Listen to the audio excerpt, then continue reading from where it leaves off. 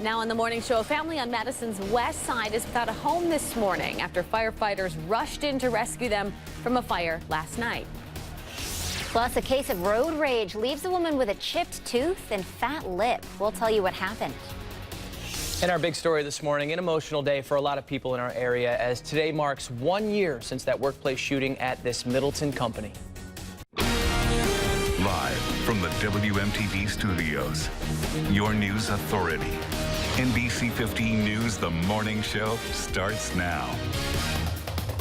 Hey, good morning, everyone. Thanks for waking up with us on this Thursday. It's 6:30 in the morning, and Megan was just giving us a lesson in how to say hello in Norwegian. Hi, hi.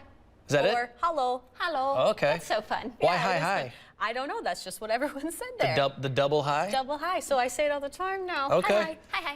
What do you think? Hi, hi. That's how I say hi all the time. I didn't realize I was speaking Norwegian. Yep. You were. You're a smart man. Multi-talented, yes. Yeah.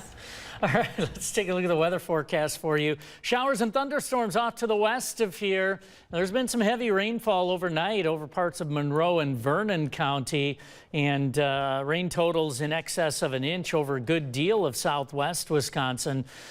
We do have some breaks in the clouds here. It looks like it'll be a pretty nice sunrise, which will occur in another, 10 minutes or so. And we'll see continued warm conditions with some rain during the morning. I don't think we'll get a whole lot of rain during the afternoon, but highs expected right around 80. We'll take a look at some of those rain totals. We'll also take a look at the threat for flooding over southwest Wisconsin coming up at 6:35. He says a co-worker of his came inside the building and opened fire. He's not quite sure how many people were hit by the bullets. He estimated 3, maybe 4 people.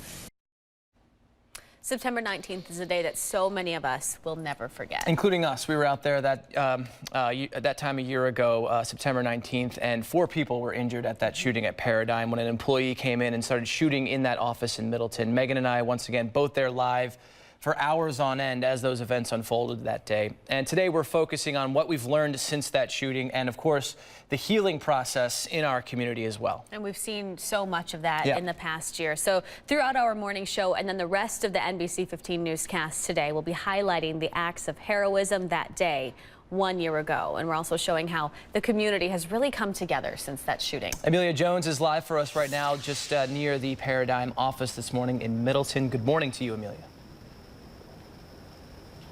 Good morning. It's a very somber and emotional day ahead in Middleton. The Paradigm parking lot, it has 2 Middleton police squad cars in it, and it's going to be a difficult day probably for the employees of Paradigm, people who work near them, the community, and of course local law enforcement who were there on that day a year ago. Just in those months following this incident, it ignited a conversation in our community that people need to be prepared in case this were ever to happen to them. I spoke with Deputy Jocelyn Longland of the Dane County Sheriff's Office, who conducts their preparedness for active shooter training program. She told me in the 24 hours after the incident at Paradigm, she received 35 requests for active shooter training. In the last year, in fact, she's trained more than 17,000 people in our community to start mentally scripting, knowing what their options are, and being prepared to fight if that's what it comes down to. I think the mindset's changing. We know that, we can't be passive. Your options, fight is obviously your last option, but it may be your only option. And we want people to go home safe every day when they go to work or go do things in the community. Deputy Longley said she's already had businesses signed up for active shooter training into January 2020. She said this shows that this conversation, it's not over, it's ongoing. Live in Middleton, Amelia Jones, NBC 15 News. Okay, thanks, Amelia. I know we had that training here at NBC 15 not long ago, and it was so informative and something that certainly makes you feel empowered. Yeah. And prepared. Yeah, a lot of companies in our area went through the exact same training as Amelia just told us. And while the outside of that office building looks a lot like it did 1 year ago, a lot has changed, though. Paradigm is making sure that what happened a year ago really doesn't define who they are as a company. Right. So back in November, that business actually changed its name from WTS Paradigm to just Paradigm. Then in March, staff were able to move back into the office on Deming Way and have since brought nearly 120 new employees in. Yeah, the company now in its its 20th year as well. They are hosting their annual conference next week here in Madison for their customers. Like CEO Nathan Herp said in a statement yesterday, quote, "Paradigm's future is very bright." And just into our newsroom this morning, the chief of the Middleton Police Department, he's commenting on the lack of action, as he's calling it, on gun control in the year since that shooting at Paradigm. So this was just posted about 30 minutes ago in Chief Charles Folks, and he has said that the workplace shooter got the guns he used that day through a loophole in the system. And he says no action has been taken since to stop this. Now, the chief goes on to say that he swore an oath to protect the community, and closing those loopholes and enacting common sense gun reform would do just that. I'm very frustrated that we have done nothing in the past year to change any of our laws when it comes to the ability for people to obtain weapons like this. I would just urge our lawmakers to do something to put a stop to this. Now, this day may be hard for some people who are reliving those traumatic events that day and trying to cope with their emotions. Yeah, a lot of people were involved that day, so you are not alone. We want you to know that. United Way's 211 can help you connect with someone that might be able to help you. You can call 211, by the way, at any time. It is available 24/7. Free. Good. He is a huge puppy. Yes, Baba. He's too fast for his own good sometimes. That was Zeki, the Middleton Police Department's K-9 officer. Thanks to a $45,000 donation from the Paradigm Foundation, Zeki has the necessary gear to do his job, and the department has the ability to keep the unit going. The donation comes after a workplace shooting at Paradigm in Middleton 1 year ago today, but since then, the company started this foundation, giving back to the agencies that responded that day. I refer to a K-9 as almost like a force multiplier. So when that K-9 handler and the K-9 are on patrol, they can really do some amazing things, and they can really help us a lot. The Middleton Police Department is not the only agency that received a donation. The Dane County Sheriff's Office got a $104,000 check from the Paradigm Foundation. Sheriff Dave Mahoney says they used that to order rifle-resistant gear, which deputies did not have when they rushed into Paradigm last year. We are very fortunate and very grateful that Paradigm provided the money to be able to make that purchase all in one large purchase to fulfill all the needs that we hadn't been able to do over time. And the foundation also gave money to UW Emergency Care and Trauma Symposium, Middleton Fire Department, and Middleton EMS, too. You know what I found interesting, too? A year ago today was the Paradigm shooting. A year ago yesterday, the Middleton Police Department announced their intention to start a K-9 unit. That's what they said, that Zeki is like almost the silver lining. Right. And you had to find a positive that they were able to get the money and keep Middleton even safer from those events. Love that story. Thank you, Isabel. Still ahead on the morning show, we'll take a last look at some of the top stories you should know this morning before you head out the door. And then Charlie will be in with what you need to know in the weather department as well. We'll be right back. Today we are focusing on the progress in our community since that shooting at Paradigm in Middleton a year ago today. Amelia Jones is live now near the office where that shooting happened, and she has more on NBC 15's coverage. We're looking back 1 year ago. Megan, Tim, it's going to be a very emotional and somber day in Middleton as the workday is about to start at Paradigm. What's going to be probably a difficult day for those who work there, work near them, the community, and of course, local law enforcement. All day on NBC 15, we will have continuing coverage about how this community has healed, how they're continuing to heal, and how they've moved forward.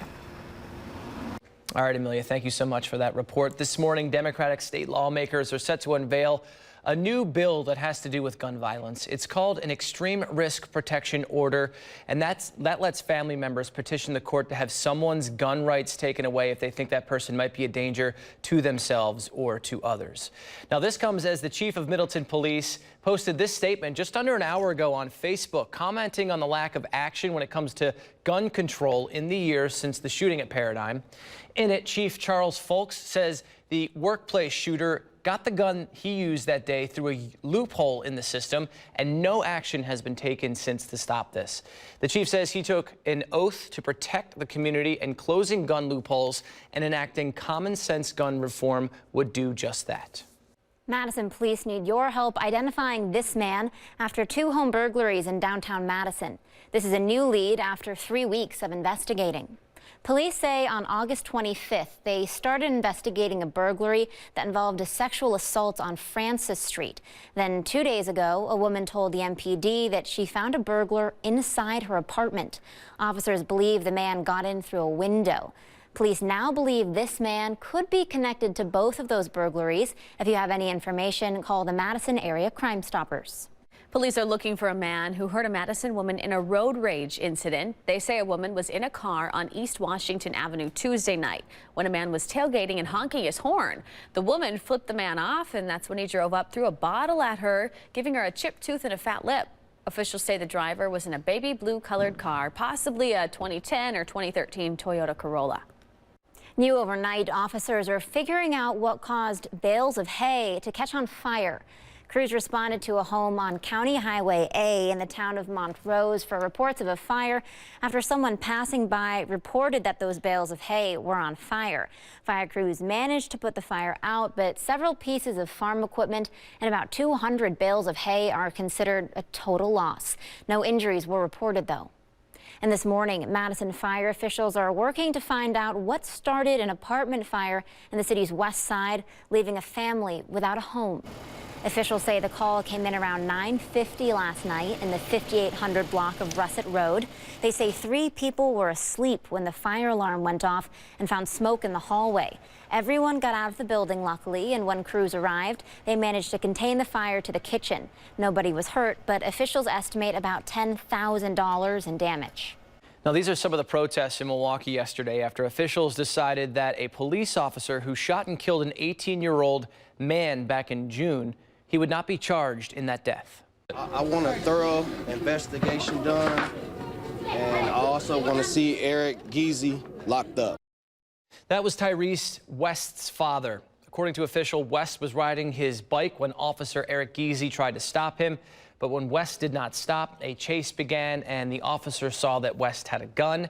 In the DA's report released after this decision, it says the officer tried to stop West without deadly force, but according to the officer, West kept reaching for the gun, so he shot and killed the 18-year-old. The court found the deadly use of force was justified.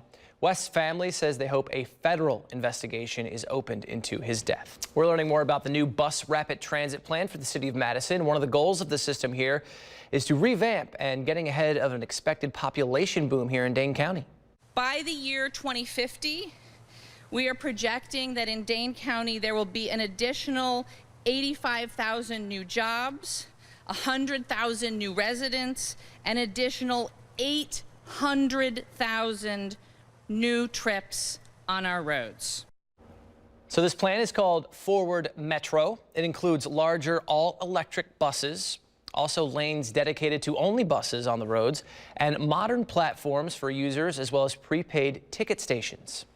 Today, we're also expecting an exciting update to one of the Badger athletic facilities, maybe multiple facilities here. UW posted this vague message yesterday on Facebook, reading, "Keep your eyes peeled. News that will make you jump around about one of your favorite athletic facilities is coming tomorrow," as in today. Some are guessing that it might be beer sales at Camp Randall or the general expansion of the stadium. So stay tuned for that.